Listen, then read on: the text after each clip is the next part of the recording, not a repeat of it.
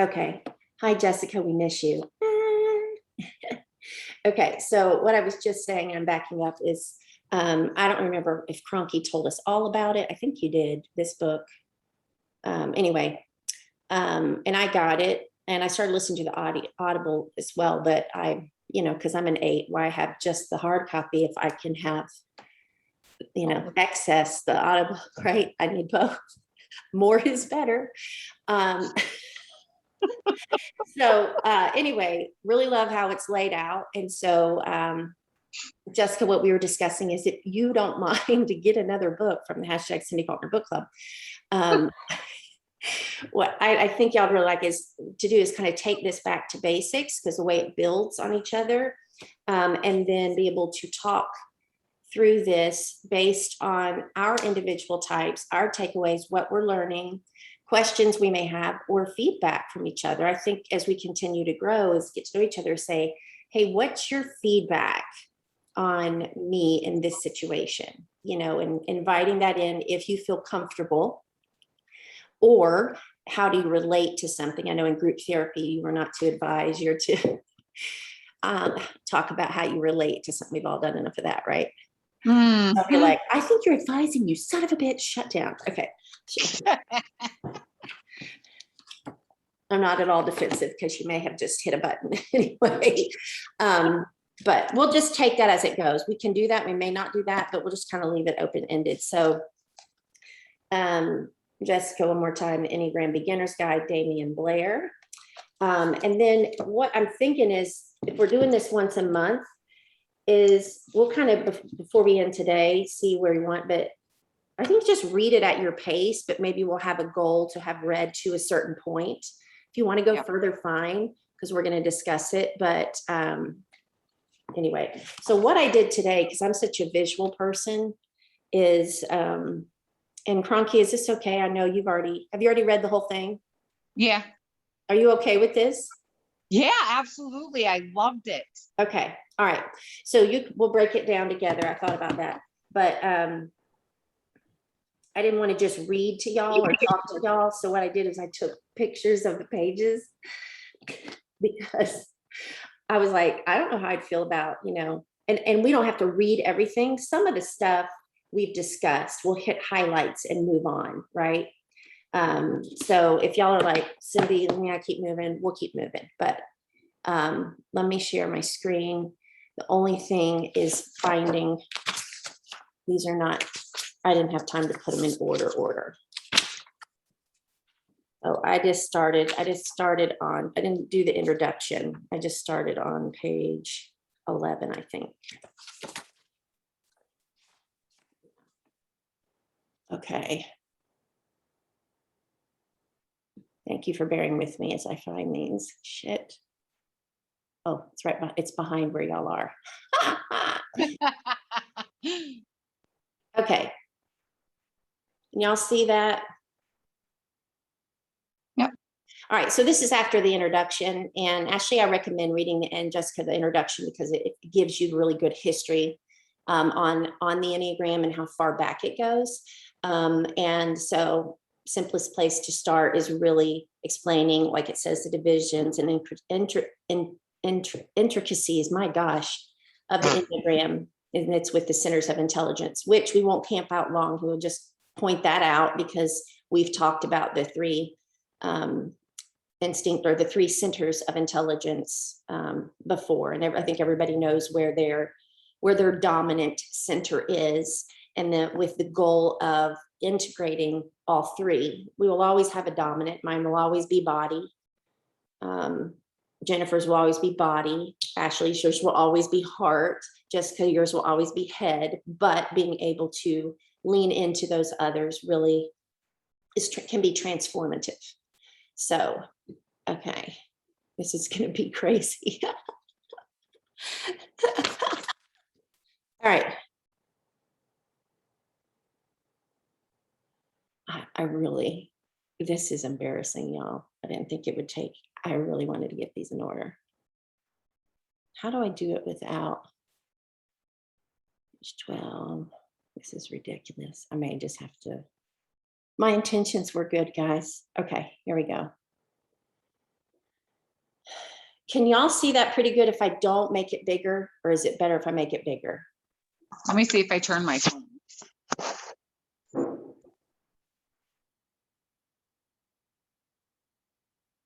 If not, I'll make it bigger. I can see it. I'm okay. Yep. Okay. So, all right. Y'all can see where it's highlighted. Each of the three centers are driven by one particular emotion, sensation, or basic fear. The instinctive center, 8s, 9s, and 1s, obviously motivated, driven by anger, okay? Then the feeling center is dominated by shame, 2s, 3s, and 4s. Thinking center is influenced by fear, 5, 6, and 7, okay? Let's see. I think I need to read.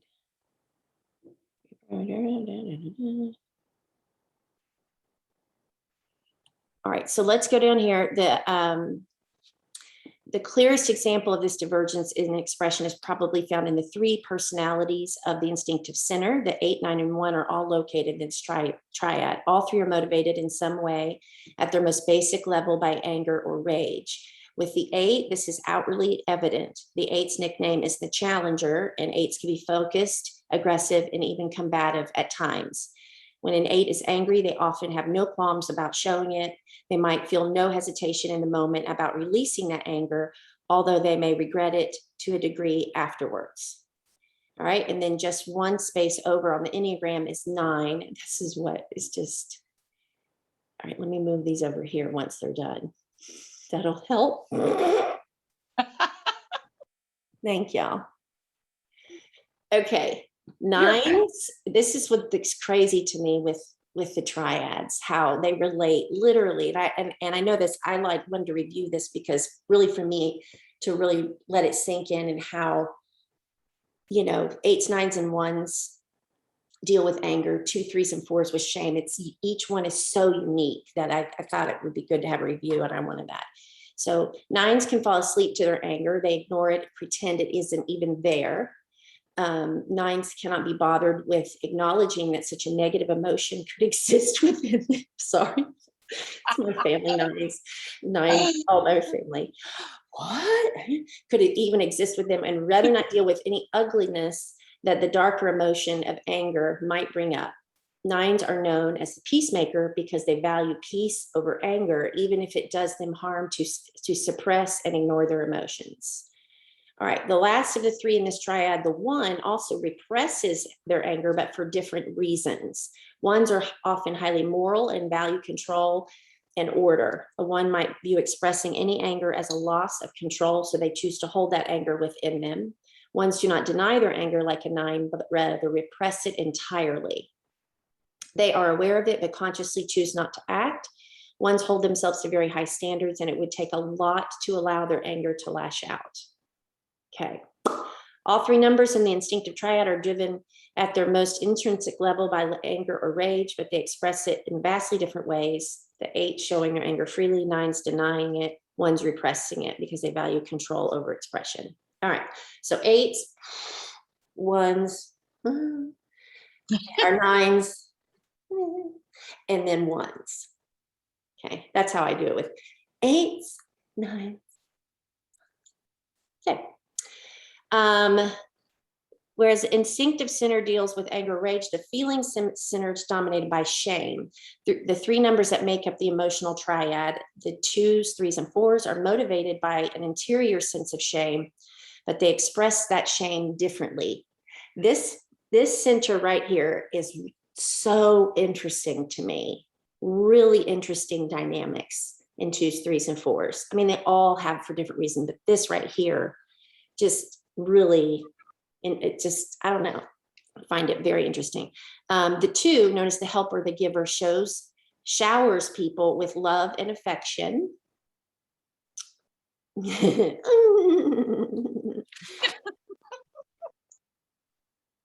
guess I could just do this. If they don't want it, you just give it all the time. What'd you say? I said, even if they don't want it, you just give it all the time. And so here's the deal, is I'm proud of you for acknowledging, because most 2s don't even realize Well, that there's people that don't want it. or they may not want it in that moment. You know what I mean? They may just want, and it can be overwhelming. So your awareness of that is huge. Well, the road back to you like slapped me in the face with that. I was like, oh shit. Like, did you just say that about me? Yes. Okay. In hospitality, the 2 wants to prove to themselves how loving they are while simultaneously earning the love and appreciation of others. That's key. How loving they are while earning the love. 2s want to be wanted. They love to be loved and they need to be needed. Okay. The 3 has a different method when approaching their shame. I mean, this is just crazy. I'm like, how are these even in the same triad? The 3 is a different method when approaching their shame. Just as the 9 denies their anger, the 3 denies their shame, okay, while working perhaps the most aggressively to compensate for it.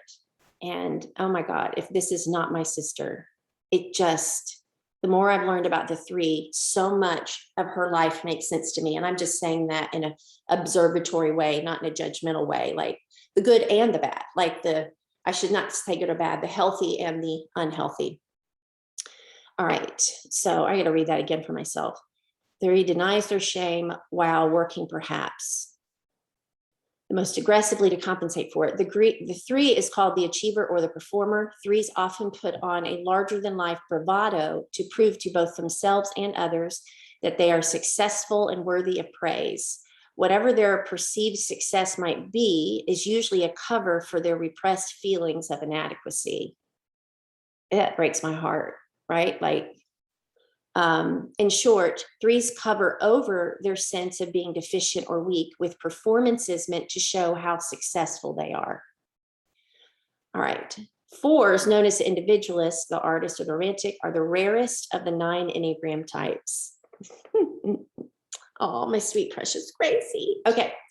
4s suppress their shame by drawing forth their creativity, individuality, and even eccentricity, good job, Cindy, to demonstrate to themselves and how others and to them and others how unique they are. A 4's individuality validates their worth to them. They will often build up an interior world in their minds that they can retreat to when they feel shame surrounding their perceived failings or lack of identity. Okay, this is also Lila. That does our graphics. Of course, obviously she's a creative. She's a 4-wing 5. You can't get more introverted than Lila Farley. Okay.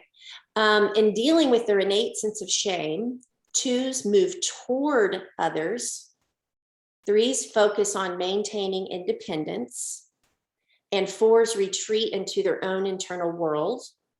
However, shame is what motivates all 3 at their core. So if you relate it to 8s, they're like the 2s. We externalize, we go outward. So do 2s. 2s go outward. Their other focus, mine is anger, goes outward. You're proving your love to others. 3s are like 9s, where 9s go to sleep to anger. 3s are, they focus on maintaining independence, improving their success to others by denying their shame. Because their passion is self-deceit. And we're going to briefly talk about that in a second. And then 4s, they go inward. Okay, just like 1s suppress anger, they go inward. 4s go inward by with their shame, and they live with their shame and suffering all the time. Like they're dramatic in their moods and all of that. All right, so they want to prove their uniqueness to others. So Ashley, talk to me about how much, if any, of that resonates with you. For the most part, the need to be needed kind of makes me go, huh? But everything else, like absolutely love to be loved.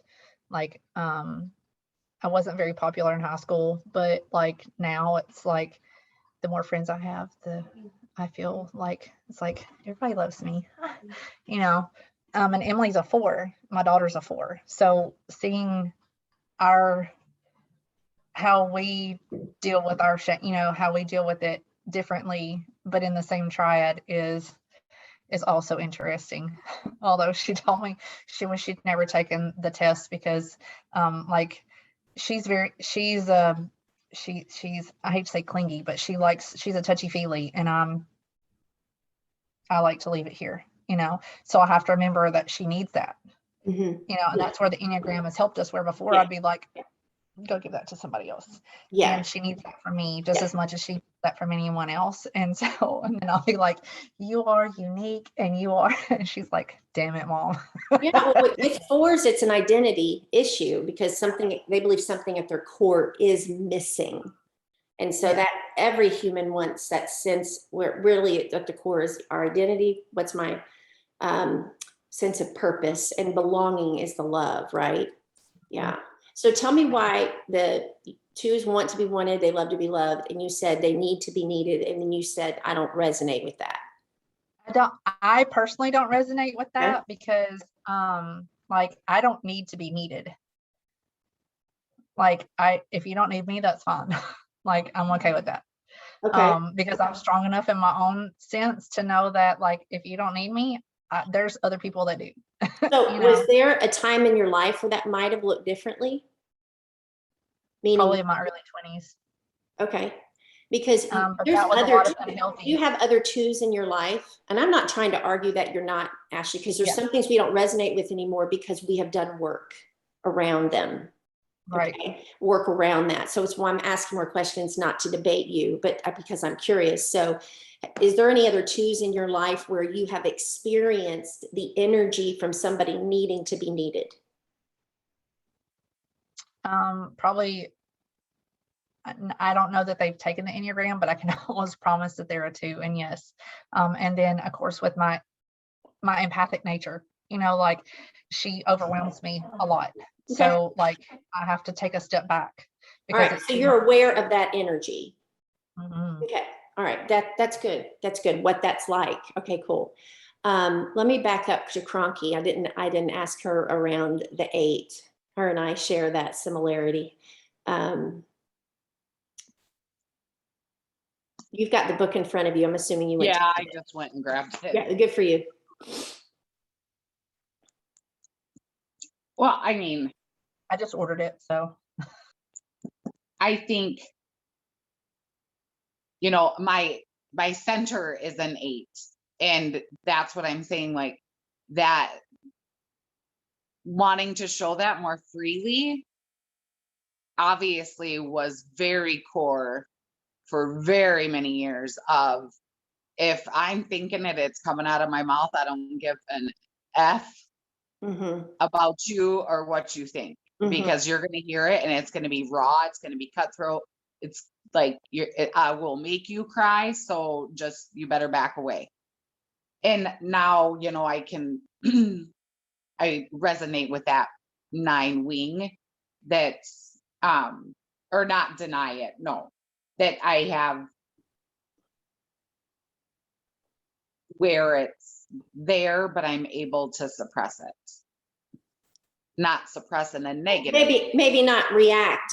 And instead Yeah. of reacting, you're responding. And in responding, Yeah. you soften your tone, you soften your verbiage. You're still bold in your delivery, but probably more with love and consideration for the other Yes. person. Yes. It doesn't change the fact that we as 8s, it is in our core to be honest. And if I feel that I am not honest with you, then first of all, I feel a lack of integrity on myself, right? I don't feel I've been integrable. But to me, I am loving you in my honesty. But what can be hard for 8s is when we do not speak the truth in love and we react, it does not feel like I am loving you when my intention is I love you enough to be honest with you, right? Right. But I can really cause harm when my intention would be, and I have done that countless times and been heartbroken because somebody misunderstood me, right? Which came to be really a core belief for me, is that I am misunderstood. And there are times I feel that way, but the story I'm telling myself is that you're just misunderstood, Cindy, where when I'm really doing my work is the reason I might have been misunderstood that I can take responsibility for is softening The delivery. softening the delivery, taking a step back and feeling the anger, not denying it, owning the anger. And we talked about the retreat, Concrete was like, instead of saying I'm angry or I'm anxious, it's like, well, I'm not angry or anxious. I'm Cindy, but anger happens to be here and I'm feeling a lot of anger, but it doesn't define me. So in other words, I see you anger. All right, it's all around me. Like anger is usually just not one little area. It's like, all right, anger, you're encompassing me right now. Why are you here? And I'm going to let you be here for a little bit till I learn from you, but I'm not going to react. You don't get to be in charge, right? Anxiety, you're here. Why are you here? And what can I learn from you? But I'm not going to allow you to develop now a story that I'm going to tell myself that more than likely is not true, right? And those are the two main ones for me, because I lean into the 7 wing, which is the thinking and anxiety triad, but also Yep. anxiety disorder. But so it's like those two are Okay. very anger and anxiety. So I just totally hijacked you, Cronky, and I'm sorry.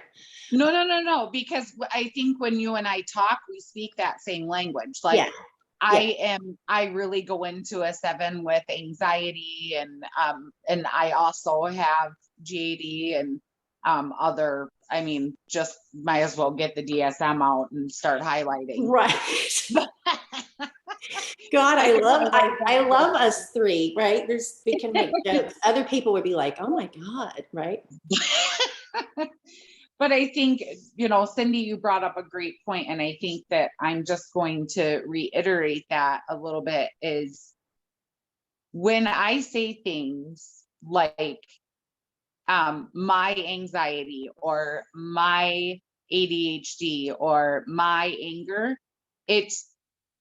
I'm allowing it to define me. I'm allowing that to be something that becomes a core to me. And when we take away the word when we take away ownership of it, because it's not mine. Yeah. That's not mine. Yeah. So when I say, like you were just saying, I have anger is here, but it is not mine. Right. It's not who I am, and it's not going to define me in this moment. Correct. Right. I recognize that you're here, but now I have a choice to sit back with that anger and not react from it and learn from it and own the fact that, you know what, I'm really pissed about how my parents treated me week before last. And I'm really pissed. And so right now I'm going to say everything that I, in my flesh, wants to say to them that would cause pain because they have harmed me. And I'm not going to feel bad about that. I'm going to get that out because it is real. My pain is real. And then I'm going to say it, or I'm going to passively aggressive. In my head, once again, I know this isn't going anywhere. And y'all know type 8, that fear of betrayal. So I'm constantly saying, I recognize that now. So I got to do work around that. I get to do work around that. As I'm saying, I'm acknowledging that that's my insecurity and my vulnerability. And I'm proud of myself and being vulnerable in the moment. But my fear is people are going to take the information and do something with it. And that just makes me human. Anyway, that I wanted to make a sign and tape it on my bedroom door and say, brain sickness is the same, or brain illness is the same as any other type of illness. And just because you don't visibly see my pain or see a wound does not mean it's not there. So I did not do that, but I visualized it. And I still haven't had a conversation with them yet because I want it to happen organically. And they're my parents and I love and respect them. And I don't know if I would be here if it wasn't for them. Because if I had lived alone at the time that I was at my lowest, there's no telling. So I'm grateful to them. And I don't want to disrespect, and they're only human and I know their intentions. But anyway, I don't even know where I went or got with that. But to say, recognizing anger, I was really angry and the pain, and I was hurt, and being able to process it even now and talk with y'all about it, but not defining me. And in the past, I would have just reacted and gone off on them, and it would not have been pretty. And then I would feel horrible. And then it puts this distance. They don't want to come to me anymore because they're scared to approach me. Right. And who can blame them? Right. Who can fucking blame them? but it's that snowball effect. And Yeah. like for an addict, for me, that's where like when I originally took the Enneagram, it brought me to a 2. But my 8 and my 2 were like within a couple of, You and I are very the same. Ours was 2, mine was 2, my 8, and then 2 was like right underneath it. like right there. Yeah. But that's where my shame then runs, because I've let my 8 flag fly. Like, and then all of a sudden now my 2 flag comes up, because I'm like, okay, now I'm ashamed, now I'm gonna ignore it.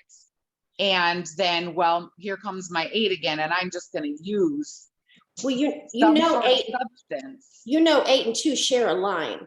Yes. And so I think Yeah. that's another reason why we might test it high, because there is a big part of me where when I am in health, I do believe that I am, hopefully people sense this from that, I am a helper and I am a giver. Mm-hmm. And it's a big part of who I am. And you too, Cronky, but it really goes back to, when people have taken the test and they've tied evenly, like Chef Kelly, that was at our retreat, so hard to figure her out. She took the Enneagram test after the retreat. Beth finally got her Beth Ray. She was one of Beth Ray's best friends since college. And she tied, listen to this combination. She tied 5 and 9. Oh. Yeah. So then, you go to, and this is almost why I really wish now, and this far into my journey with Enneagram, is that my advice now is read a book like this first before you even take the test, because the test are data points, and the free test, and even the $12 test, right? If people really want to invest, like if y'all really want to, if you're willing to take, I'm not saying today, but at some point, if you're going through this book and you're like, I want to know even more, is to take Ian Cron's, his is the IEQ 9. And Yeah. it is so comprehensive and thorough, and it comes up with one type. And I did the $99 one because it gives me coaching. It gives you coaching information in there and all of that. But he has a $69 test and he has a $99 test. And I don't promote that to other people, but if that's something y'all ever want to delve into, it really is it's going to tell you your instinctual stack or your subtype, which is also, I don't know if we're going to get to that information today. It's one of my favorite things right now. I'm really leaning into is that for work. But anyway, here I go again, off on a rabbit trail. Y'all are so patient. Thank you. What I find fascinating, and I just want to say, like, and I've seen it over the last like month or so, is like, because I am so close with you and Sarah, right? Like Sarah texted me the other day and she was worrying about something. I was like, I forgot all about it. Stop, like get out of your own head. And she messaged me back and was like, only because I know you're on this journey am I accepting this from you, because I wouldn't accept it from anyone else. Wow. That's huge. How'd that make you feel? I mean, amazing, because, like we trust each other with those things, and same way with like you and I were having a conversation and you went, are you fucking kidding me?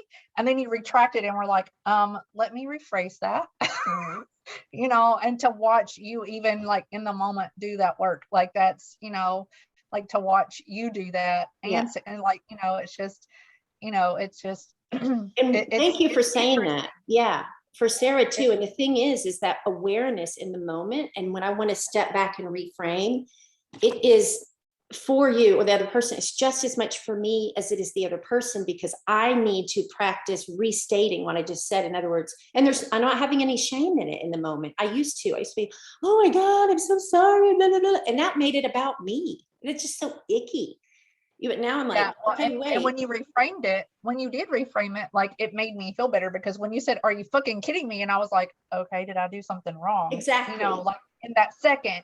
But then when you reframed it, I was like, okay, well, I didn't do anything wrong. Like I'm just doing. And the thing is, when I said, are you fucking kidding me? That's just my 8 energy. That's not me at all thinking you did anything wrong. That's just my going, oh my word, are you kidding me kind of thing. Yes. And I realized it was like an instinctive reaction. It is. And then you were like, oh shit.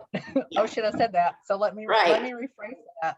And you because know? I can't, So, and I'm not going to apologize for being instinctive, but I do get to manage where yes. the instinct serves me, this quickness serves me, and where it doesn't, you know.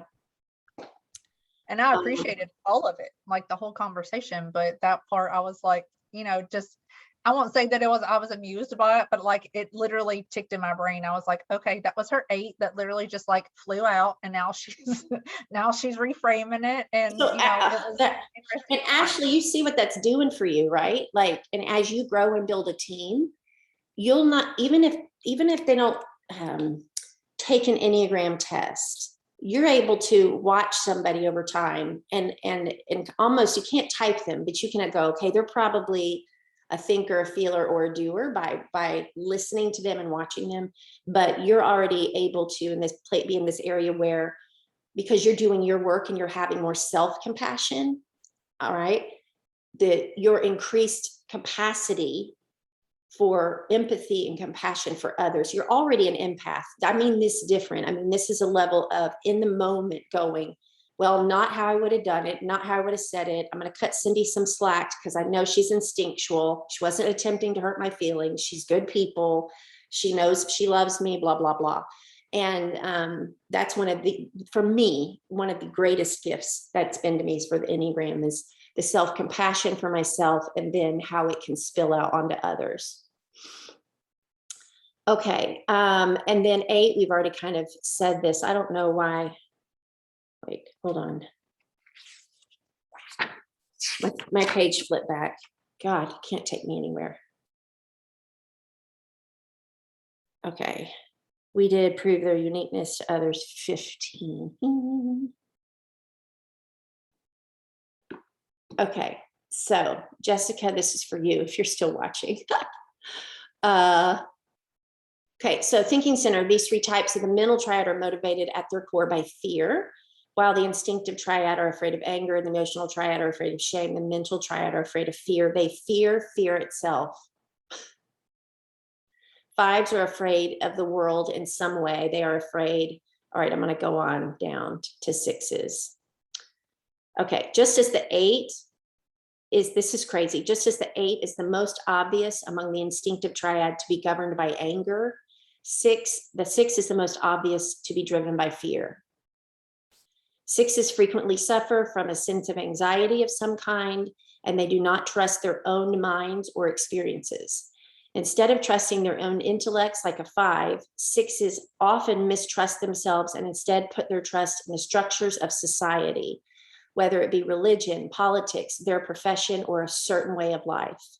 6s are drawn to structure because structure provides them with the security that otherwise proves elusive to them. 6s need that security because they are so often not secure with themselves. So, Jessica, as I was reading this, I have a question for you that maybe you could answer next time or put in twist, no big deal either way, was as I am reading this, knowing, I don't know if they get to this later in the book, that there are all the types, 6s we all have 3 subtypes, right? But the 6s have 3 subtypes and then 2 types of 6s. Did y'all know that? There are 2 types of 6s. So there is a phobic 6 and a counterphobic 6. Okay. So a phobic 6 is very aware of and in touch with their fear. I would imagine Jessica would be a phobic 6, but I can't type her. A counterphobic 6 is in denial or asleep to their fear. And so a counterphobic 6 can often look like an 8 because they will act fearless, even though they're not. Okay. So where an 8, like they say, Donald Trump, and whether it doesn't matter how you feel about him, I'm just giving factual, okay, that Donald Trump, they would say he would be a type 8. I've heard that from many sources. And I disagree, because a counterphobic 6 being asleep to their fear, they just project all of this bravado and stuff, and they actually can show up as a bully because they are not in touch with what they're afraid of. So they're projecting from this place of fear. Whereas an 8, they are going to fight the bully. I am fully in touch with and can be honest with you about. Does that make sense?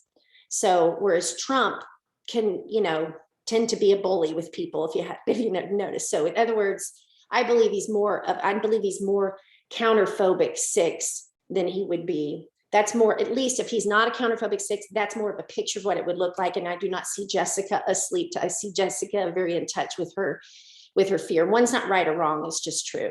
So 6s they have a delicate little dance that they do. And just like they say that 4s there's the least amount of type 4s in the world. It is said, I've heard it from different people. I've not read it or in a study or anything, but I've heard it from multiple Enneagram teachers that there are more 6s in the world than any other type. So 4s are the least amount, 6s are the most. Okay, but then you break down phobic, counterphobic, and then there's subtypes. So back to that question, my question for you, Jessica, would be, how do you relate to this? But then also where it says 6s often mistrust themselves and instead put their trust in the structures of society, whether it be religion, politics, their profession, or a certain way of life. So I'm curious as to know is what do you find yourself putting your trust in with regard to structures of society and why? I'd be really curious to learn that about you. Specifically, generally, both, whatever, and anything about this that you resonate with. Okay, moving on. Whereas the 4 in the feeling center lives with their feelings, often being drawn to their own melancholy and sadness. 7s are deeply fearful of their own feelings. They do not want to experience strong emotions. To keep their minds off of anything they might deem too heavy or painful, 7s keep busy. Okay. And that's the thing when you're an 8 with 7 wing, it's differentiating because we're doers anyway. So we're already busy. So I have to stop and look at, why am I busy right now? What am I avoiding? Right. They often keep both their minds and their bodies preoccupied with social activities, sports, travel, and adventure. 7s even use these things to distract themselves from many of the darker moments of the human experience because they fear them. The depth is too much for them to handle, and they need something to distract them. As with the 2 other triads, these 3 members of the thinking center are driven by fear itself, but it manifests in divergent ways. Oh, I didn't mean to do that. Shit, fire safe matches.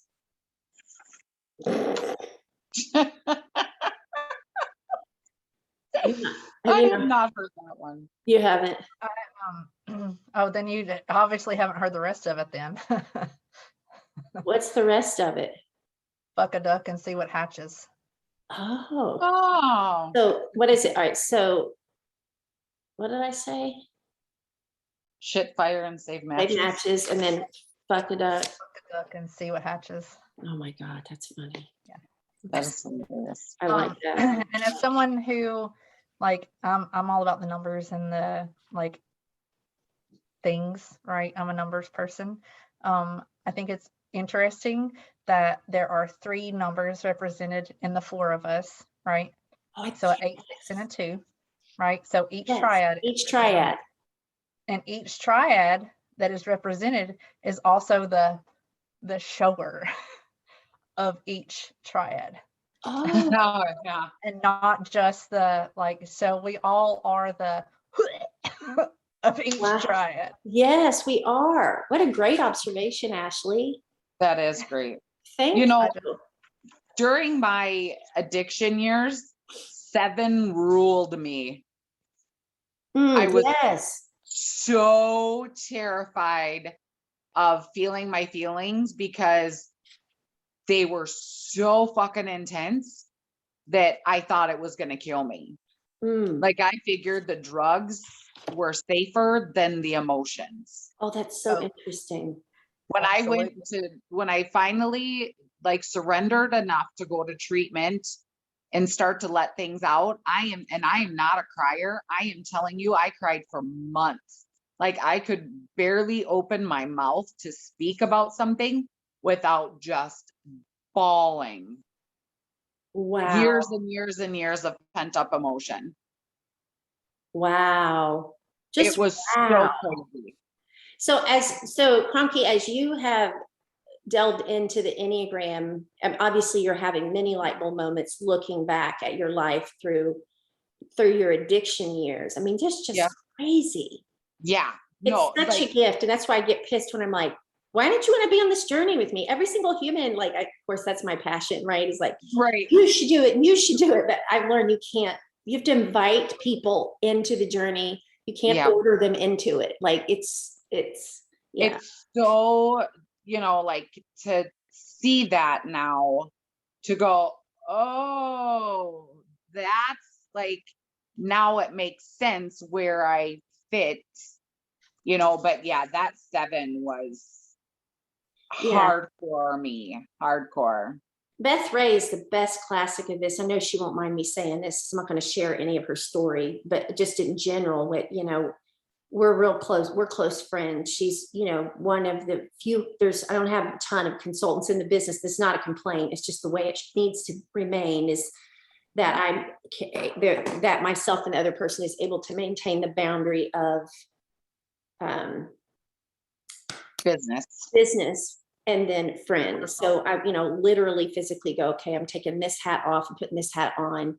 And she is very careful in with boundaries with me. But in watching her personally and professionally, like watching her at the retreat, staying busy, like that thing, but also in her personal life, when her doing her work, at 30 years of age, to recognize that her sitting in pain is not going to be forever, and it's not going to kill her, because that's what they tell themselves. Will I ever come out of this? I might just die.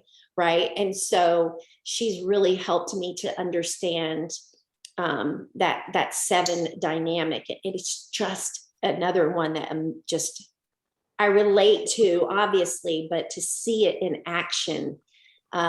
We had the leader day last week on the boat, and 7s are the best reframers of anything, because they don't want to sit in the pain. So if you tell them something unfortunate or tragic or sad, they will come in like Pollyanna, or they can, when they're not aware. Let me say that, like Pollyanna, and reframe it, because they need it to be better in their mind. Right now, they're doing this subconsciously. Their intentions are not bad. And Beth is coming more and more to an awareness of when she reframes. And that reframing thing, it's a blessing and a blight, right? Also a blind spot. So it's a blessing sometimes to have a 7 reframe for you. And then sometimes when you reframe, it can minimize what someone just shared with you. So Sarah Heinemann and Beth were talking, and Beth asked her about Baylor, and they were talking about her being developmentally delayed. And then so Beth asked her something about the delays, and she said, yeah, it's whatever. So then Beth goes, well, see, everything's going to be okay. She's going to grow right out of it. Oh. And I looked at Beth and I'm like, on the reframing. And then she goes, oh, and I can say that because Sarah's doing her Enneagram work too, right? And they both just chuckled. It was like, Beth Ray had no intention of diminishing Sarah's pain, but what I also know is Sarah does a lot of work in therapy around this with Baylor, and it is very painful. So just seeing that play out, that reframing, and I look at her and I'm like, oh fuck, not a good reframe, but I'm not her mom, but we've earned the right in each other's life. She does it for me too. She'd be like, Cindy, I'm like, oh shit, so that's a good example. Anyway, fives retreat into their own world, trusting only themselves. The 6 puts their faith in whatever structure they can find outside of themselves. And the 7 does everything they can do to ignore it by keeping as busy as possible. Okay. So 5, fear of being their fear of being inadequate or incapable. 6, fear of instability or being unsafe. 7, fear of missing out or feeling pain. 7s have the most FOMO of anybody in the world. Okay. And then here we're going into the nicknames of each type. I don't think we need to elaborate on that. Y'all good with that? Yep. All right. I'm trying to be mindful of the time. Are y'all good to like 1:30? Or for Cronky, what is it for you? 11:30? It'll be 12:30. I'm good. 12:30. Okay. Unless we're on the same time zone.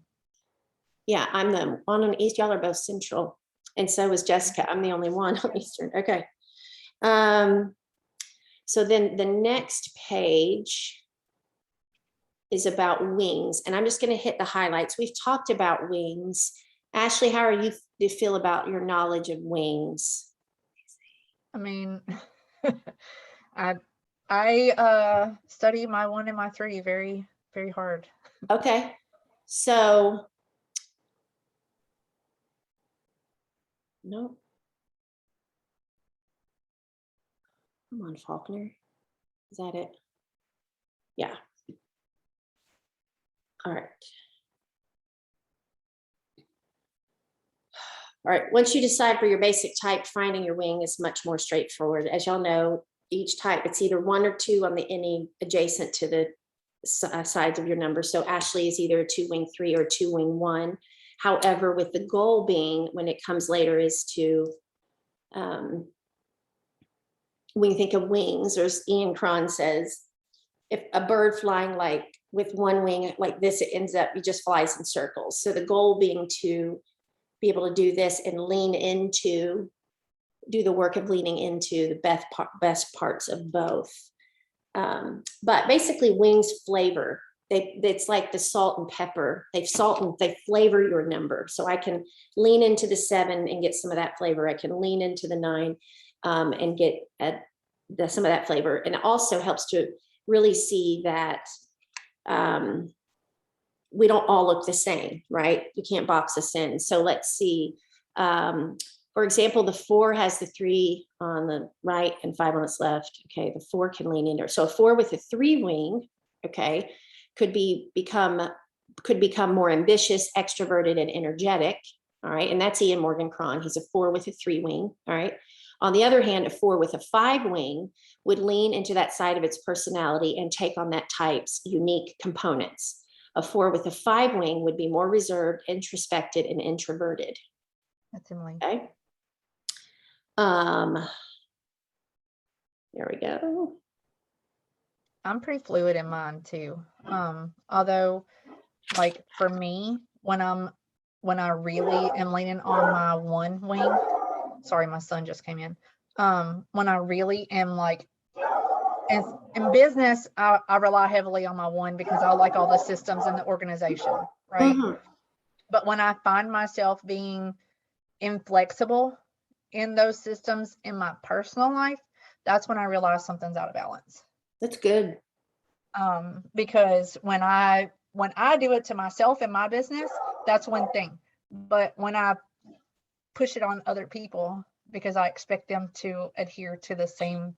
Ooh, Ashley, girl, you having some good awareness. Yes. That's when I have to stop. And Yes. Sometimes it's a while before I mean, it's not an immediate, so don't let me sit here and act like I'm tooting my horn, but no, I'm not taking it that way. Sometimes it takes a minute to realize, like and like I said, David's the one that it's the most obvious with, right?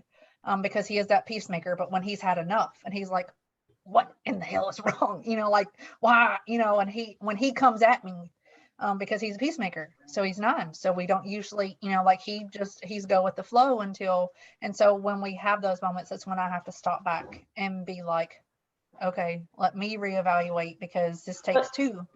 Yeah, well, you sit with us on either side of you. This isn't a criticism. It's just insight. You know what I mean? It's like 2 sitting between a 3 and a 1. So if you lean into your 1, right, and become too rigid, you lean into your 3 and you become too achieving, right? That you can do either one. Do you know what your dominant wing is? No, I mean, I have read them and read them and read them. And literally, like, if you take them down the middle, like, and they're the same number on my sheets. Oh, they like, are? Exactly the same number. I scored a 16 on both of them. Okay. Like okay. Yeah. All right. And that's you like literally looking at you holistically, that makes a shit ton of sense. So actually there's a blessing in that. Whereas my wing 7 is real close, is much closer to my 8 than my 9 is like at the bottom. So for me, it's I know what I want to lean into the 9 for, which is really more leaning towards where 9s will, as a leader, will lean towards consensus, right? 8s are going to bulldoze, make the decision and keep going. And so you've probably seen me in both, whereas my work as a leader has been to allow time for consensus because of the fact that, well, for several reasons, I won't go into all of that. So that's just one example of the consensus building and being able to lean into that 9 and also just be more at peace. You know, not everything has to be a, you know, I'm just searching for that intensity and that energy to meet me that I have that, you know, that's not always healthy. So that's really freaking cool. I didn't realize. When I lean on my 3 in business and I focus on the achieving instead of the doing, you know, I don't know. Achieving, and what you're describing right here, Ashley, is the difference between achievement and fulfillment. Yeah, like because I love the follow-up. Like that's, I mean, just for 2 seconds, we'll do the business. Like, right. So like my thing is the follow-up because I'm getting to interact with people. The connection. And so like, I love the touch, right? I love to touch all the people.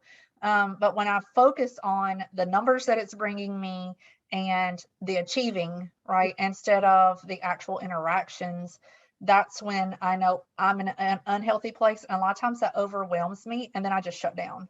So can I ask you why you consider that to be unhealthy?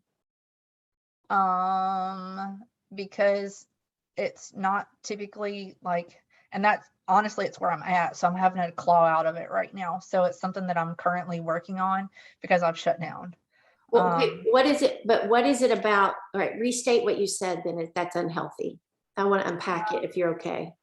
Yeah, when I focus more on the numbers and the achieving, and you know, and they're not goal oriented at that point. It's just like. So you're saying it's more of an obsession. Yeah. Okay, because there is a difference. I was just making sure. Okay, because there's nothing. Behavior comes out, so then you have to reflect and see like what can you control, what can't you control, like what have I let take over, what have I, you know, that's when you have to sit back and reflect. What did you say yes to? What should you have said yes to? Okay. And that's two-way, and that's your two-way in there too. Mm-hmm. Yeah. So I just want to make sure, because it is a business, and to know the numbers and look at the numbers and celebrate the numbers is not a bad thing. It's a business, but I get what you're saying. It becomes an obsession. Yeah. Okay. Yeah. And when, you know, like I mean, on my coaching call with Sarah, like today's the 21st and I have less than $400 in for the month in 9 days with nothing on the books, you know, like what the fuck are you going to do, Ashley? Like, you know, and it's just, you know, so like I put that pressure on myself to achieve and perform. Does that cause you to freeze? Yeah. Okay.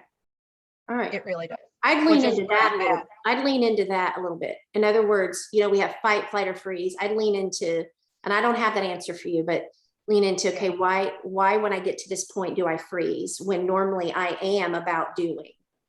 So in other words, and there's usually when we're freezing or any of that, it's fear-based because we're instinctual, and that's where you get into this more of the subtypes or instinctual stack. But for me, if I'm doing, I'm a doer. But if I have found that I have frozen in a certain area of my business, there's an underlying fear there for me. And I don't like looking at it, but it is helpful. Yeah. Thank you for sharing that. I did want to read this part right here. Regarding wings, there are a few differences of opinion among the various teachers of the Enneagram, and I've heard this multiple times. Some believe that your wing is set in stone, while others teach that your dominant wing might fluctuate at different times of life, depending on what you need or how circumstances might affect you. And I am of that belief. It's how it's worked for me, is that your dominant, that they fluctuate, and you lean in and using wings as a form of integration and transformation and growing and being aware. So did you have anything you want to say about wings, Cronky? No, just that I'm very much in agreement. And just like what I was saying is, like, for many years, my 7 was my dominant wing. And it was my core. And then I would lean into my 8 to push people away. Mm, mm, You know, but my 8 wasn't my core, it was just to push people away. 7 was because I lived in constant fear, and that was a lot of trauma okay. based. But yeah, I think that the wings are real, you know, like on the next page, and you've got what I had highlighted. So you know, I think that last sentence really solidifies it. Yes. Is Yes. when you know, the change is really evident when you're going through like significant personal work, psychological, spiritual, or both. Yeah. Then I think you can really see where Which is what that's more fluid.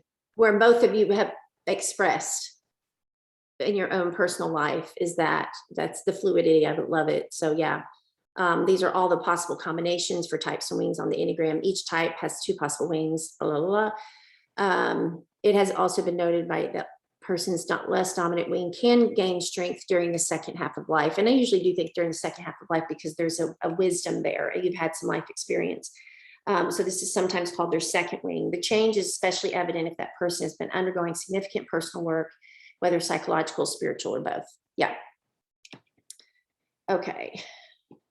And this is good to note too. Most of the numbers on the Enneagram will have a wing situated in another triad. Okay. So my heavy wing, dominant wing, is situated in the thinking triad, whereas I am in the instinctual triad. Okay. Same with Cronky.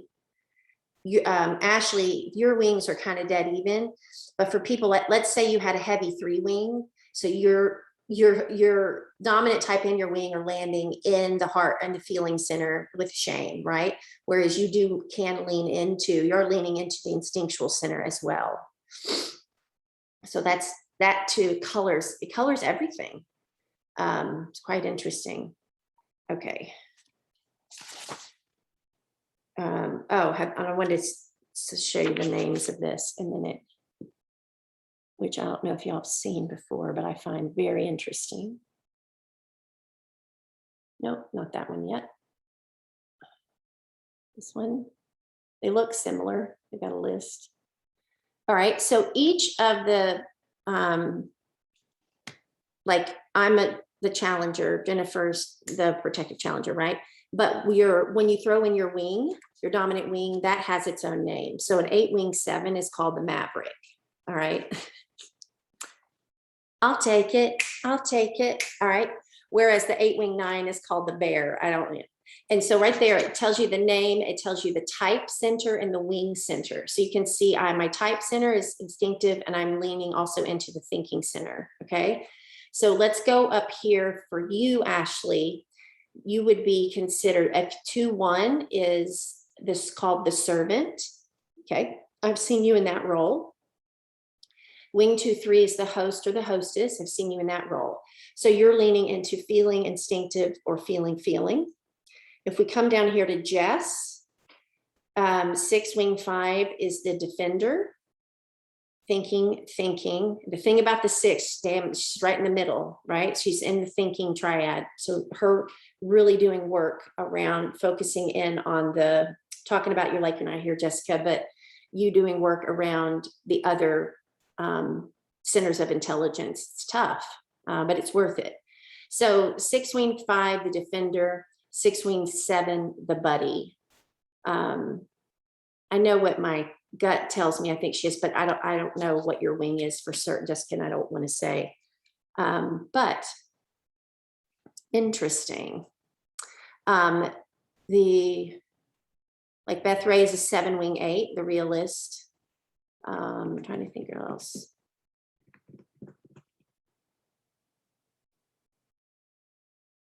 Okay. Now we can look at, let's hit just briefly on this instinctual variance. I'll be mindful of time, but this is, I love this bread, butter, and jam, man. This is so good. So the instinctual variant. So another aspect of the Enneagram is the instinctual variant, or simply the instinct. There are 3 instincts, often called subtypes, although this is not really an accurate term. So I don't know if this book gets into it later, but what I'm going to do is tell you how instincts marry with the passion of your type to get your subtype. Okay.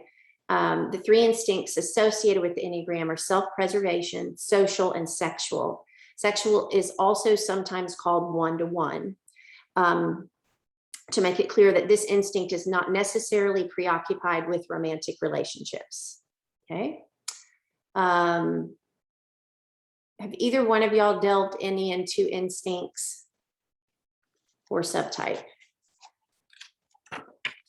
Okay, no, yes, I've no. listened to all the podcasts. Okay. Have you taken in either one of you an instinctual stack test?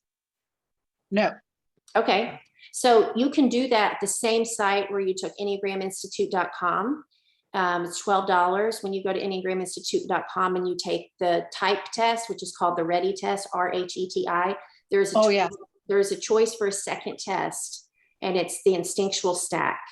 So it gives you the order of the three. So right here is three instincts. These are what we use to survive in the world, as they are intrinsic to our nature. And these are animal instincts. This is animal wisdom that humans have. It's very interesting, okay? So the Enneagram teaches that these instinctual variants are layered or stacked. One is dominant, one is secondary, and the one remaining is the most underdeveloped of the three. So that's why instinctual stack, it's going to tell you which one is your dominant, what's your secondary, and what's your repressed, okay? How each individual layers these three instincts shows how they prioritize their needs. Whichever instinct is the dominant is the priority. Each type can also have any instinct, okay? Although social and outgoing by nature, a 7 could have a dominant self-preservation instinct. And that's Shannon Hamaker. She's a self-pres 7. A 5, generally reserved and happy to spend time alone, could also have a social instinctual variant. The 5 is not automatically relegated to having a self-preservation variant, just as a 7 does not necessarily have a social or sexual variant. All right, so the self-preservation instinct is exactly what you would expect from the name. Numbers with a self-preservation instinct are preoccupied with the immediate concerns of their personal needs. First on their mind is how safe, comfortable, and taken care of they are. They are concerned with having adequate resources to meet their needs, whether that be enough energy to finish a task, enough money to live a comfortable life, or something else having to do with any of their immediate needs. Self-preservation types might also be drawn to aesthetics like clothes, shopping, or home decor. Of the three instinctual variants, the self-preservation types tend to be the most introverted. More so than the other two instincts, they want a peaceful, secure life where all of the trappings are already fulfilled. Does that resonate with either one of y'all? Absolutely. Do you think you're self-pres, Cronky? I think that I think for the majority of my life I have been. Okay. But now moving into more of the social. Okay. I'll be interested to see how yours stacks up. Yeah. My stacks up this way. My dominant instinct is sexual. My secondary is social. My repressed is self-preservation. Okay. If you come over here, I'm the commander. I'm about possession, surrender. It's very intense. So the 8 is the most energetic, most intense type of the Enneagram. And then the 1-to-1 or sexual 8 is the most intense 8. So you're getting the intensity. See, and that's where because when I originally looked at this, I had notes on this, like between the self-pres and the sexual. Yes, and I can see where you would go back and forth with that. Yeah. I think Patty Brisbane, and this is just me, is a self-pres 8. I think Chris Ciccanelli is a social 8. Social 8s can oftentimes look like 2s. Sure. Yeah. Those are just my thoughts after having spent a lot of time with them. Well, now I'm going to have to go take the. Yeah, take the test. And then there are other, we'll delve more into that. But what happens, guys, is you take your, so for me, you take your instinctual stack. All right. So let's say I'm a 1-to-1 or sexual 8. Then you marry it or merge it, combine it with the passion of your type, which my passion of type 8 is lust or excess. So you take a 1-to-1 8 and you put together passion. Okay. Do you see what I'm saying? The lust. All right. And you get a frick lot of intensity. Go big or go home. Yes. All right. So you Yep. take Absolutely. exactly. We don't do anything halfway around here. That's bullshit. All right. So y'all get with it. That's what happens. So if you, Ashley, you take the passion of, what is type 2's passion? Pride. Okay. You take pride and then you put it with self-preservation, and that's the nurturer. Okay. And then you take social, the ambassador, sexual, the lover. And I'm leaning into the ambassador or ambition for you. However, can't say, right? I don't know. But Yeah, I've listened to it 3 times and I'm still not, like, I have trouble because listen to not that 3 everything. times. The podcast with All the subtypes. with Beatrice Chestnut. Yeah. And it's hard for me, like, I'm with her through several, like through all 3 of them. I'm like, yep. And then she says something else and I'm like, nope. So Nope, take nope, the nope. instinctual stack test and see, because if your scores are really closely related, that tells you something. But there's a variant there, like my sexual, and then there's my social. They're pretty close. And then self-pres is really repressed down here. So I got work to do around that. Okay. So I don't feel like I'm a self-pres, but it would definitely between the other 2. And the like I other said, 2, when she says things, like there's like each one of them, like they're super close for me just to hear it, and I need a checklist to be like, okay, on this one, I've got more over here than over here. And well, and then part of that, you're going to have to trust your gut too. Just part of it, okay. So self-pres, really sexual and then social, and then we'll be done. So the sexual or 1-to-1 instinct is the most extroverted and interested in relationships. The sexual instinct is drawn toward intense relationships of all kinds, not necessarily just romantic ones. They are constantly aware of the chemistry between themselves and others, and they look for depth and stimulation. Yes. That's why we're sisters from another Mr. Cronky. That's we get to each other and it's like, boom, and literally, It's like right now. Intensity matching intensity. I don't have to slow down. I don't have to minimize. I can just bleh, and she's good. Yep. All right. They are drawn to energy, their own and others, and seek to merge with other people. The sexual types are drawn to, we are getting to the last page.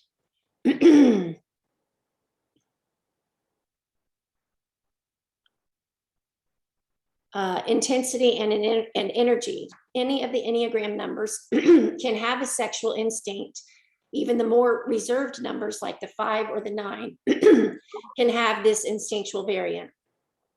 It isn't only the more extroverted 7s and 8s that can be sexual, nor is it only the more introverted types like 9s and 4s that are dominated by self-preservation.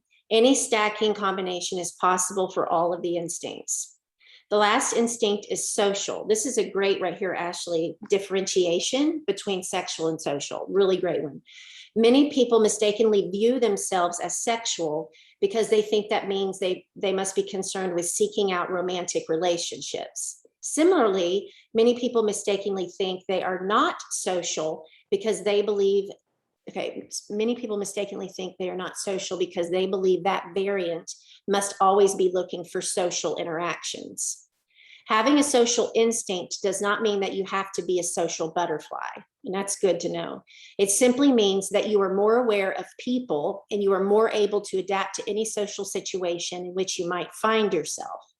Both the sexual and the social instincts move toward people, but for different reasons. All right. Sexual types desire intimacy.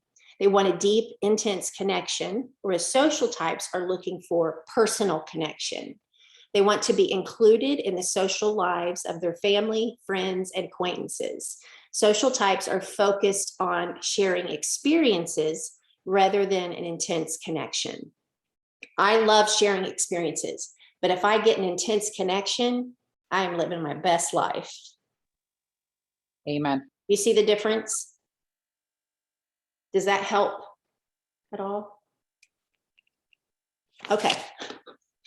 So, and those, you'll see that even more the shorthand version of self-pres wants to meet their own needs, sexual, merge with others, social, connect with others. So basically, do I want to get in deep and merge with somebody, or do I want to connect with somebody, or are my needs going to be always dominant? Mm-hmm. So, yeah. Oh, for sure.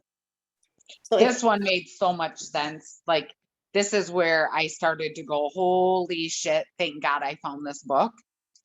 Yeah. Because it wasn't making, like, hearing all of like the buzzwords wasn't making sense. I was like, how does it all fit? And then when I found this, I was like, hallelujah. It was like, clip notes. I love how he's taking you through the different stances right here, which Yep. I've learned every which way, which, the dependent stance, the aggressive stance, and withdrawing stance. This is a great way too to help somebody type themselves, like backing into it by allowing them to describe stances and stuff like that. Because, looking at somebody, if they're aggressive and usually know if they're withdrawn. So, yeah. Okay. So anyway, that's what I had was through page 24. And then we're going into integration and disintegration and stances. Okay. And then there's a chapter summary. I love this. There's, and then once you get into it, there's more that like tell you about, you will see it. I did not do all the things because which will be nice to be able to go through this all together, because we can do all the things. Because there's like personality tests, there's like different links and stuff later on. And then look at the bibliography in the back. They've got some really great resources. Mm-hmm. Yeah. And they use Enneagram Institute a lot. Yeah. Type descriptions. And then if you, what's that? 7 steps to determine your Enneagram type. Craig's and coaching. I'm going to check that out. How to find your Enneagram number without taking a test. Love that. Okay. For other people. Anyway, if y'all take that instinctual stack test, email me the results. I'd love to see it. Yeah. If you're good. I'm going to actually do that here. But it's crazy. It tells what it tells you. All right. How do y'all feel about this, where I'm leaning? Because I didn't really get your way in. I just kind of told you, and I want to make sure that this is. Oh, I'm good with that. Okay. You good? All right. You tell me if you weren't, Ashley, or if you had a concern. Okay. I just feel like it's a lot to process. Oh, go ahead. It is a lot to process. So the one in me needs the time to sit back and process it before I, that's where my one is strong.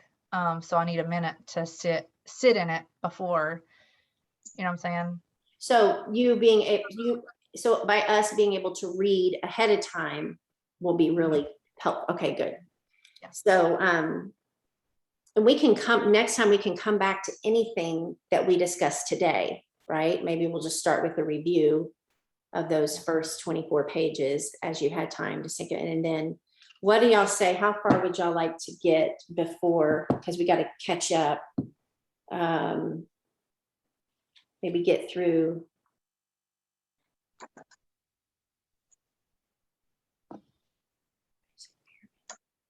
Maybe could we get through chapter 3? This chapter, huh? How many pages is that? Here's the reason I'm saying is chapter 2 is, well, it's going to break down a little bit of each type. And I know it's not going to be done in the same way, but I also know everybody's familiar a little bit with each type. So I don't feel like there's going to be a whole lot of revelatory stuff in that. Does that make sense? Or a whole lot of processing. Yep. Whereas when you're going into chapter 3, they're giving you essential characteristics, core motivations, as well as basic fear and basic desire. And that I think will create some really great conversation around. Yeah. So that's why I'm saying through chapter 3, which would be through page 63. Yeah. And our next meeting is October the 19th, right? Yes.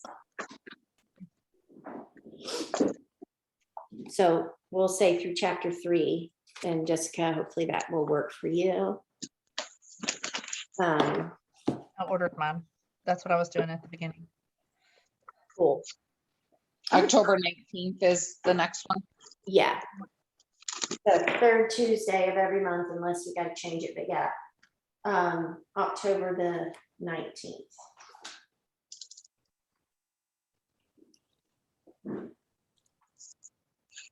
Look, I just want to show you. I know, Crunky, you weren't at retreat, but just to, because the self-doubt and the negative talk has been real this month, right? So I just want you to see. Did you see where I pulled her down from? Literally, she was right there in front of me, because when I'm talking ugly to myself, I look up and remind myself that I can't talk to her like that. That's so good. So, Good for you. Are you doing any of the RAIN extra processing? yeah. Good. Yeah. Ian Cron's new book is about to be out. You can pre-order it, and it's called, There's the Road Back to You. This is called The Story of You, and it is about the stories that we tell ourselves. And Ooh. do you want to believe that?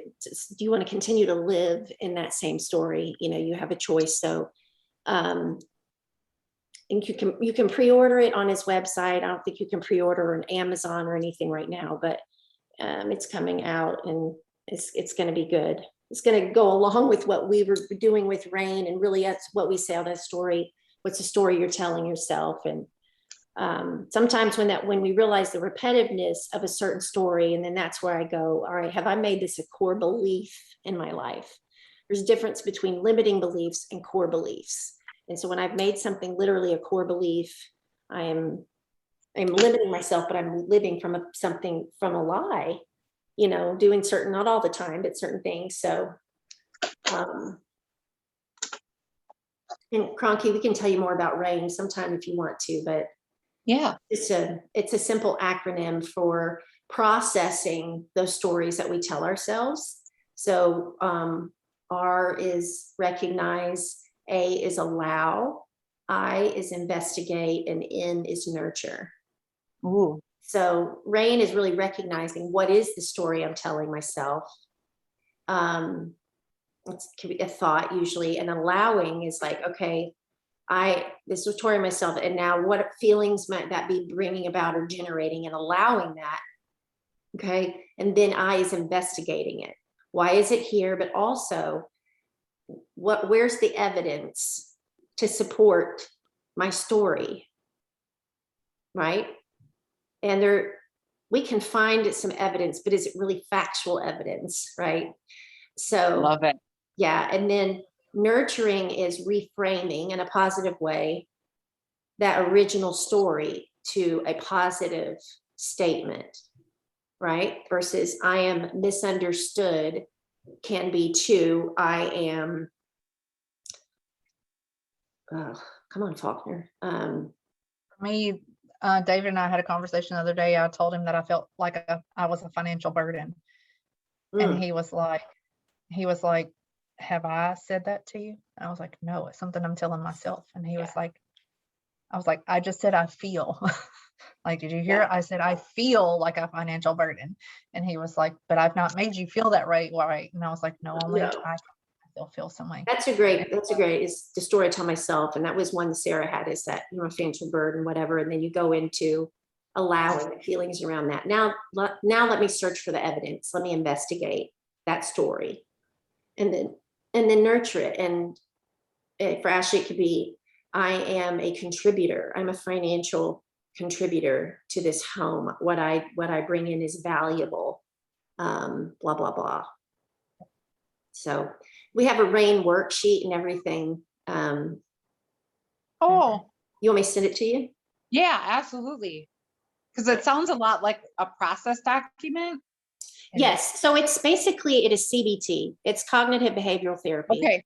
Yeah. Right. And But it also reminds me of EMDR. Yes. Mm. Yeah. You're So we reframing. gave them a lot of mental health strategies and tips without saying cognitive behavioral I therapy. love it. Yeah. I love it. But it's ants, you know, those It's automatic negative thoughts. Love it. we exterminated those. And the more we grit it out, the more we realize, shit, I tell myself a lot of stories that aren't true, you know, and I'm living my life can be from those things that for me, really recognizing is with therapy. Julie's like, Cindy, you've made this a core belief. Mm-hmm. And I'm like, and my yeah. therapist, got to find a new one. So y'all yeah, keep that.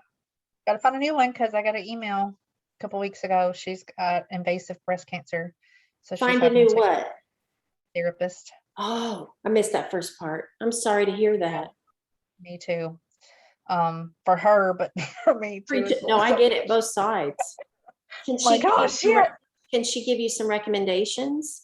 She did, but the lady that she gave me, we grew up together, so that's not gonna happen. I can't. Can you tell her, can I have somebody else next? Next, Please, I'm please. just gonna go through psychology today and see. Like, I know what I'm looking for because I need the EMDR, I need the CBT, I need I need all those things plus then my insurance, to make sure that it's gonna pick up and hold that. The lady that's doing our couples therapy, actually starting October 1st, will take our insurance. So I don't mind using her for both, like seeing her individually and for couples therapy. I'd like to keep that separate, but Yeah, I'd recommend that you do it. she has seen us both over the last, like, David's been seeing her since 2012 and I've been seeing her since 2013. So she's been seeing us together and separate for quite some time.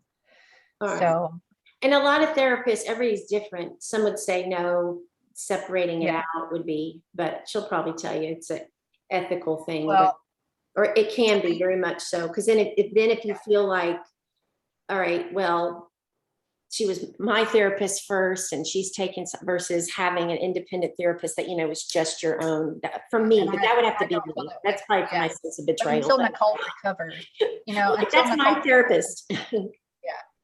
until Nicole recovers, like I'm okay seeing her until she's True. back on her feet. True. Yeah. Since it hopefully will be a short period of time. Temporary. Not, Yeah. Yeah, that's good. hopefully, but I haven't delved into it because it's one of those scary things I don't want to look into just yet. Celebrate what Just you've be done, honest. Ashley, and it's all of us. But you've come so far and you're not stopping, right? No. So what do you Yeah. know? When you are going to embrace that next level, you're going to survive it and you're going to do it well, and you're doing it with a lot of self-compassion, and you've got people around you that support you and are on a journey as well. And that helps so much, me knowing I'm doing this work and I'm not the only one doing it. Yeah. Right. Well, and that's one of the things I brought up at couples therapy. I was like, look, I'm on this personal journey that I've been on for the last 18 months and he hasn't done anything. Like, he hasn't, I mean, what happened last year, right? Like, I don't have any answers. Zero, none. Like, I need something so that I can close that up and move forward. You do. You deserve that. And he was like, what kind of timeline are you looking for? I'm like, well, I would have thought in 18 months that you'd have figured out something, and the fact that you've done nothing. And so then she was like, so let's make a plan. Good. Now you're talking my language. Well, and that's And- if he's willing, Yeah. he's obviously able, if he is willing to do that in individual counts and individual therapy. And it may be ready. He may not be ready. Okay, that's true. He may not be ready. Because, like, he's had a lot of nightmares this week. So his traumas maybe, and I, to a point, I understand that. But like I said, in 18 months, deal with it. Well, do if you're something. having nightmares and stuff like that, it's even more of a reason to deal into anything that may be causing that, you know what I'm saying? For his own health and the sake of your relationship, it's a Yep. big deal.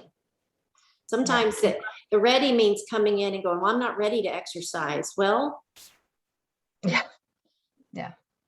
Do it. some things, yeah. Cronky, just so you're caught up, like he cheated on me last year and I found out in April. And it was an ongoing, like I had to have her arrested for harassing me. And like, it was a whole process. And somehow I still managed to work business in the middle of all of it. So it's finally, I think, hit me that I don't have any closure on it. And I need some of that. So Yeah. Well, I feel for you. I've been in those situations, and so I pray for some closure thanks. somehow on that. For you and we'll pray for him too, that Yes. for a 9, it requires a different type of courage to go to those places. Yep. Because it disrupts the harmony that they're so long that they want. Mm-hmm. And it's been a long time for him because, the PTSD is a long, I mean, he's been out of the military for quite some time. So it's time, but at the same time, I get it because I was 20 years past my trauma before I delved into it. So I get it. Yeah. And I denied it for a long time, like I pushed it down. I didn't deny it. Let me just say, I knew it was there. I didn't want to tackle it and make it in the past. Yeah. And it controls me to the point that was part of my addiction, was all of my big T traumas. I didn't even count the little T traumas that I've had. Yeah. And I've had a lot.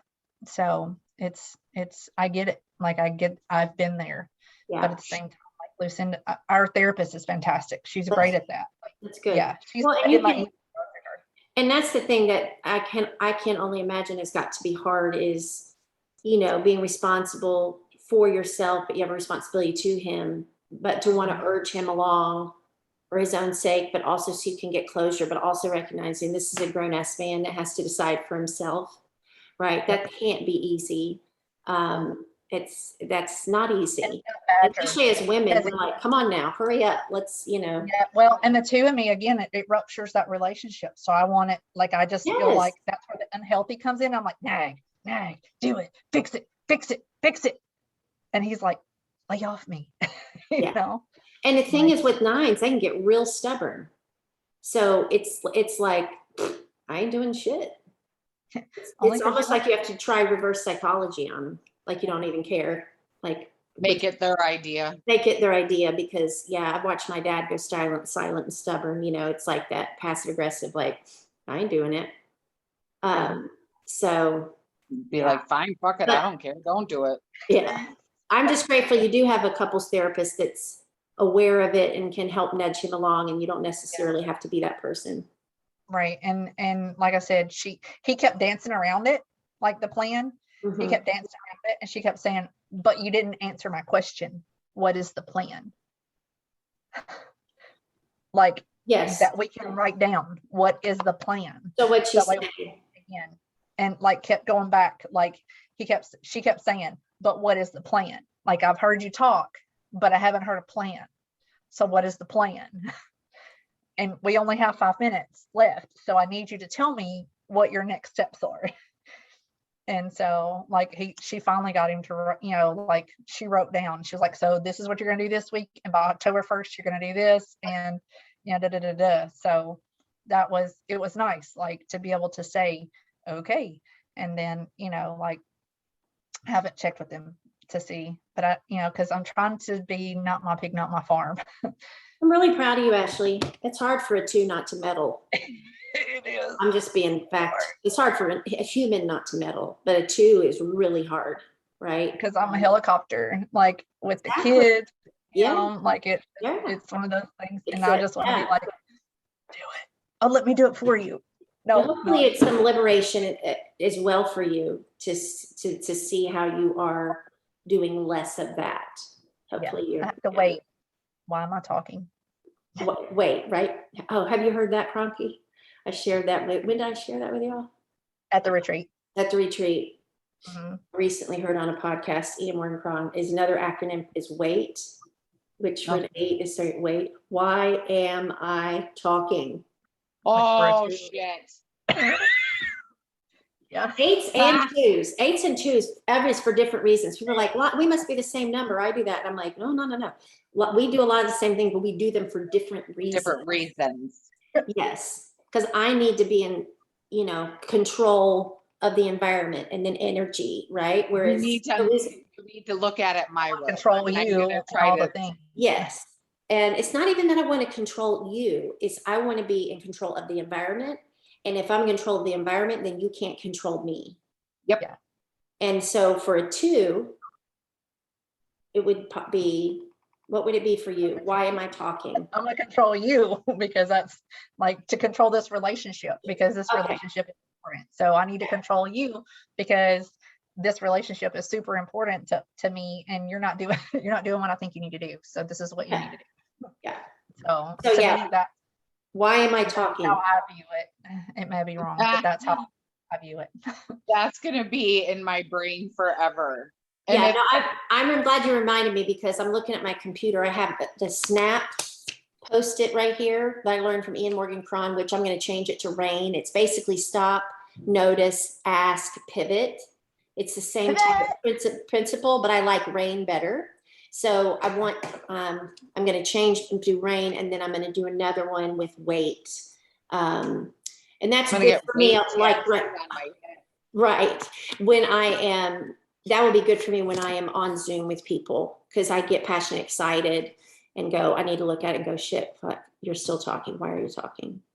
And you don't mean anything bad by it. Like, Mm-mm. I'm just excited usually and passionate, but I'm also recognizing that there's maybe other people that want to share it. And that's where the one-to-one comes in.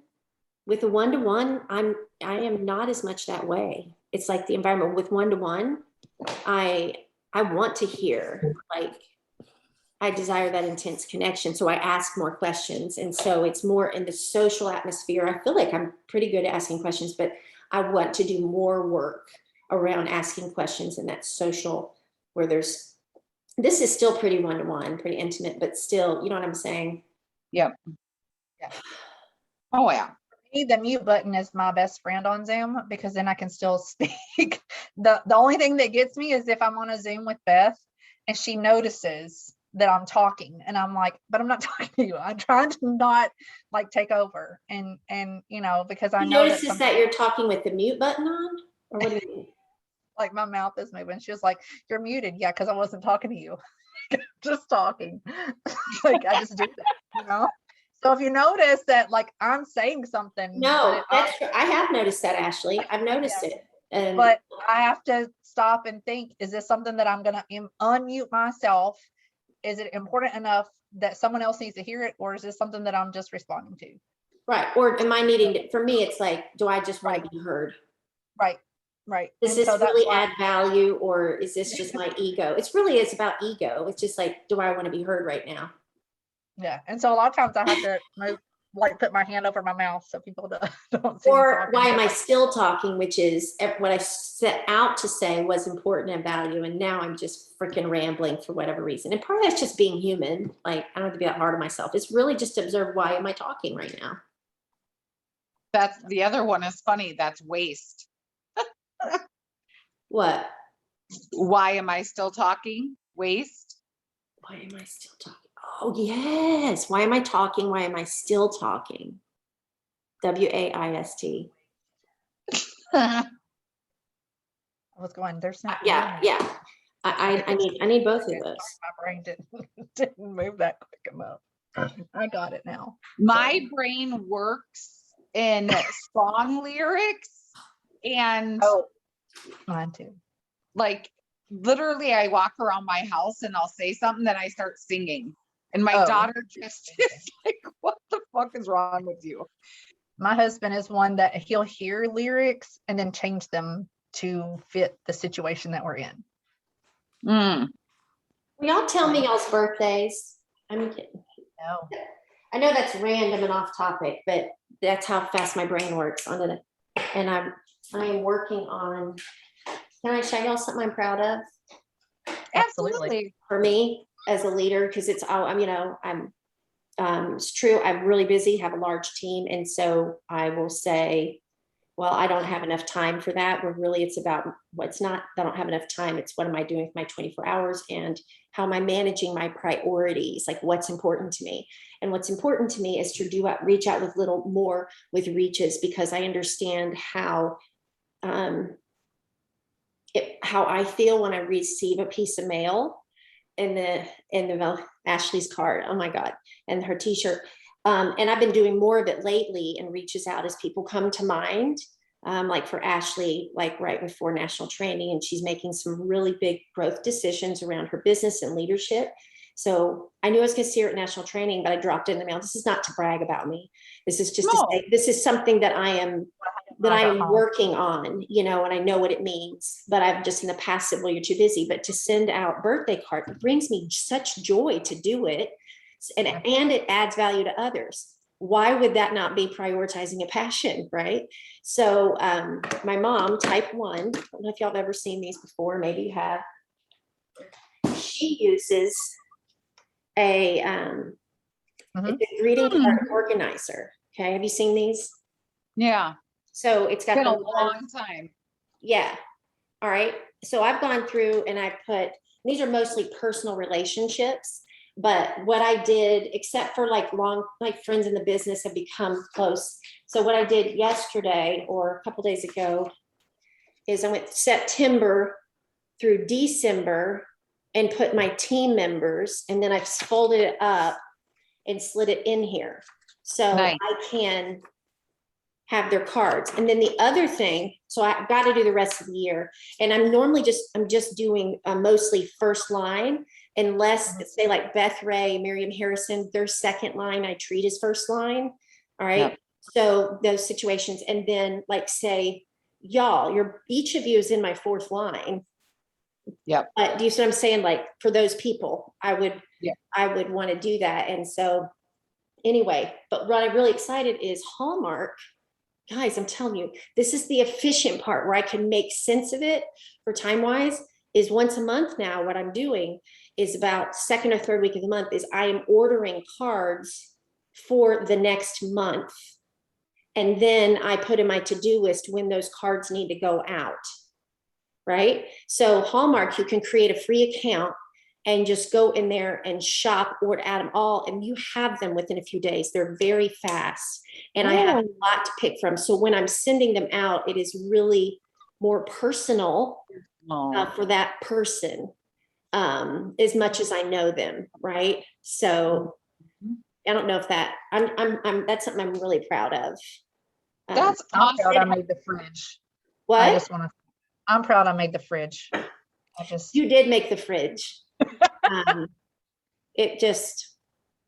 I read it to you, Jennifer? Yes. Okay. Is that okay?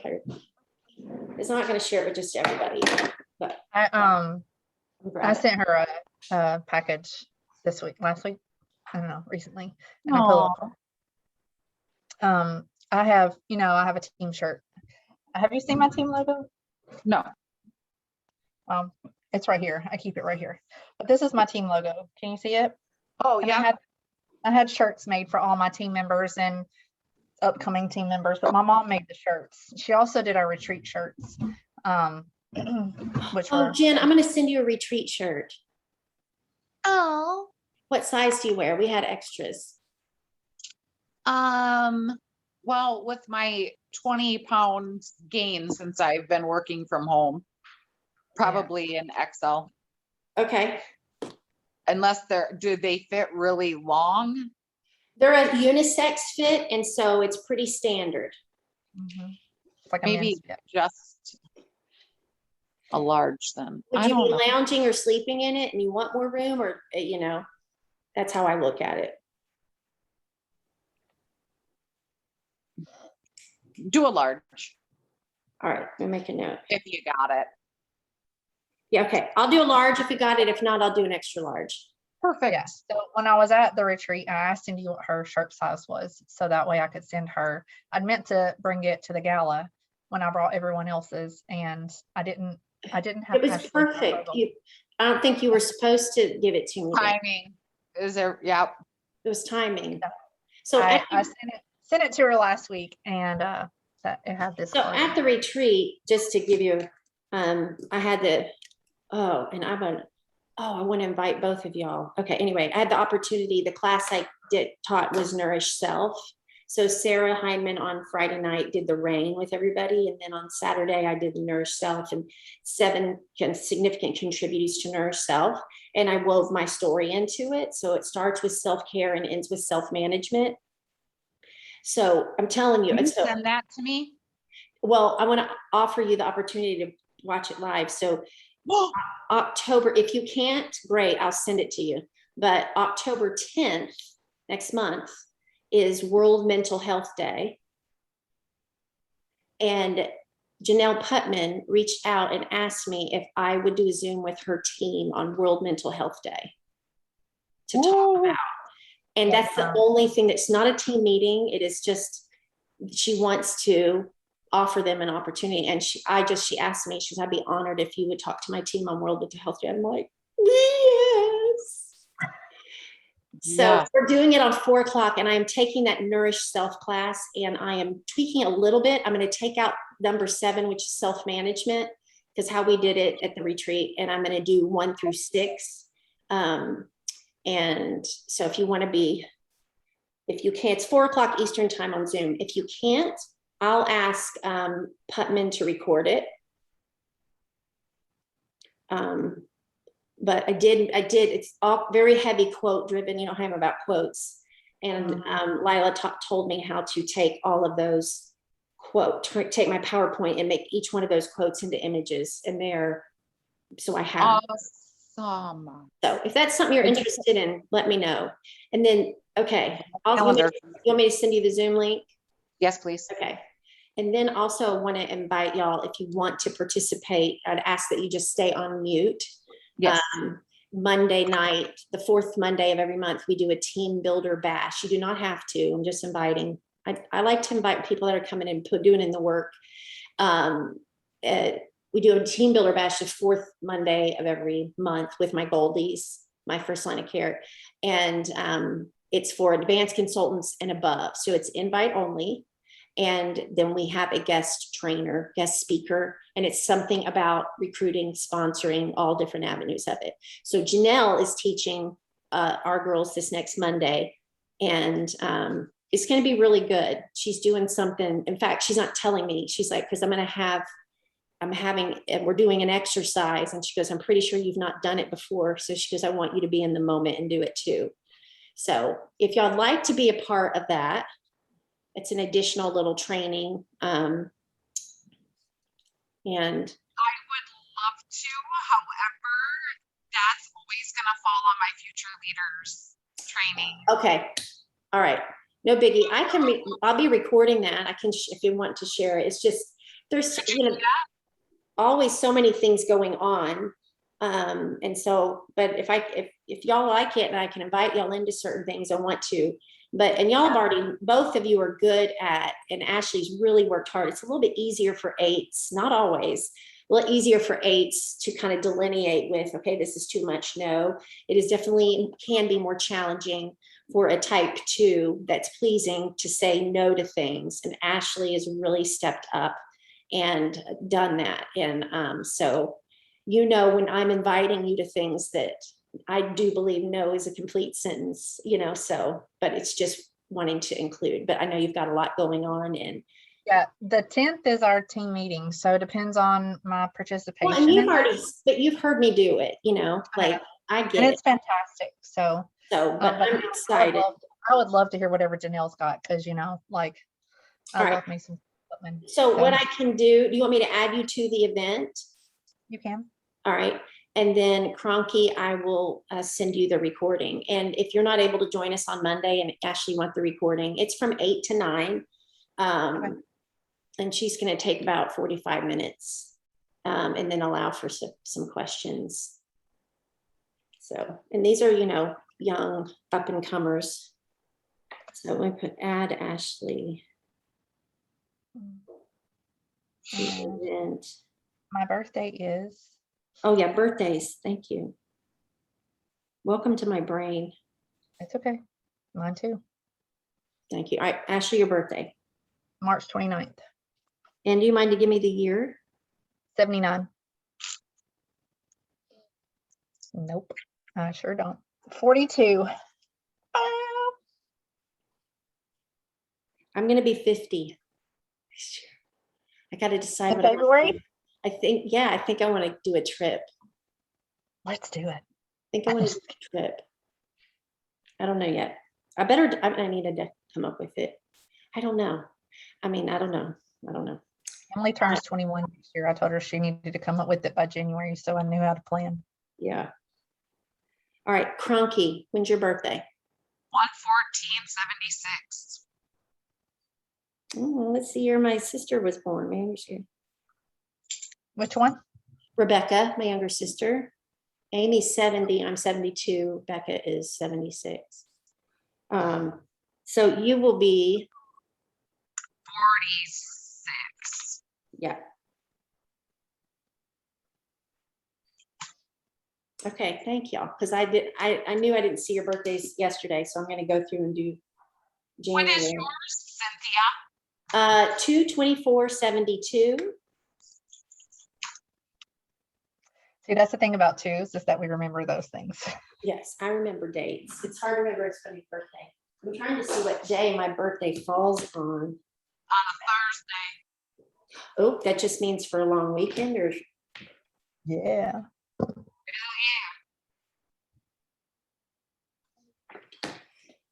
okay. Oh, I was going to read her card real quick. So back to real quick, we're done, I swear. So at the retreat, I shared my story, and then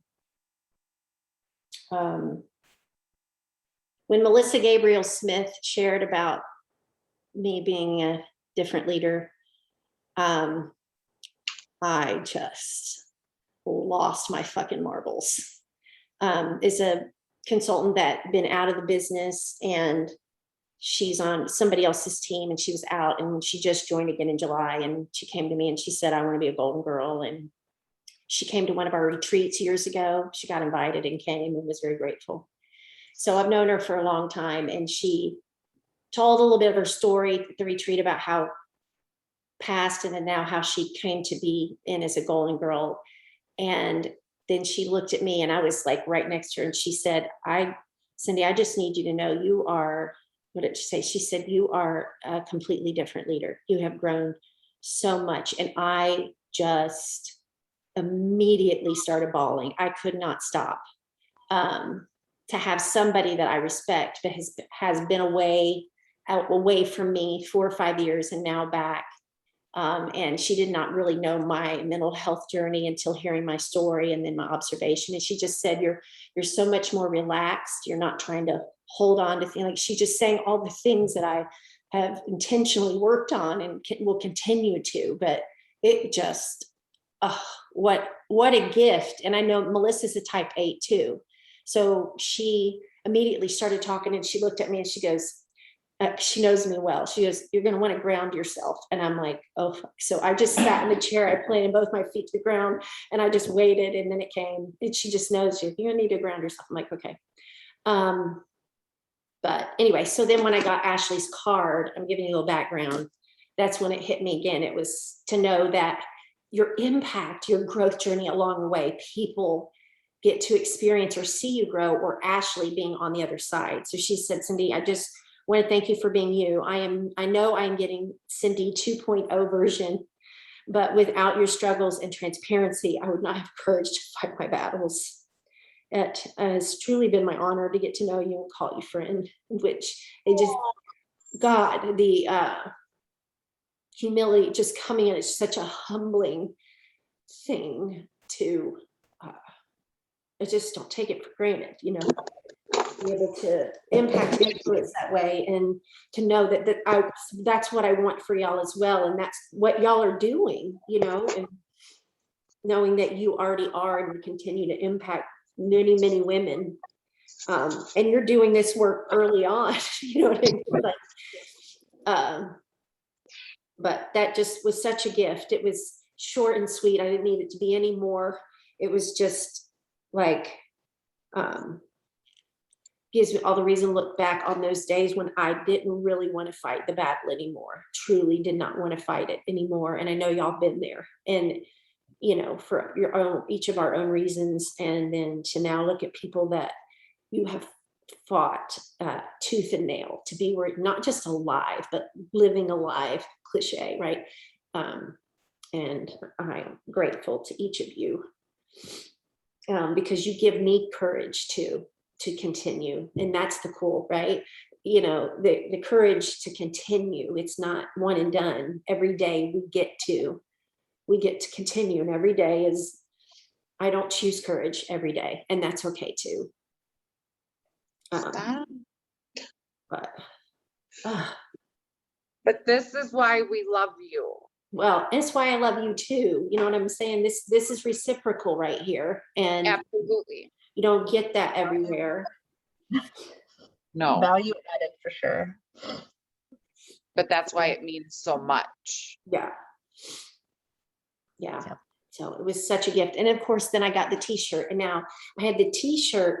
I hate this so much, and I may put it out and see if she does it again. So I had opened the package, and Ashley had been to my house. So I laid the t-shirt over the back of the couch, and it was just laying there. So Piper has her different spots on the couch where she lays. And sometimes that's one of them because there's a blanket nearby, and she'll kind of get down into that blanket on the back of the couch. So I turn around and I look, and she is sitting perfectly like in the center of that t-shirt. And I forget what I was doing. I was like, I've got to get my camera, and I got to take a picture of this. Ashley will die. Like, she'll love seeing this. And either way, I wanted to share it with you because it made me happy. So she was there for a while, and I kept busy, and I'm like, okay, all right, she's staying, I'll come back. And by the time I got there, she had already moved.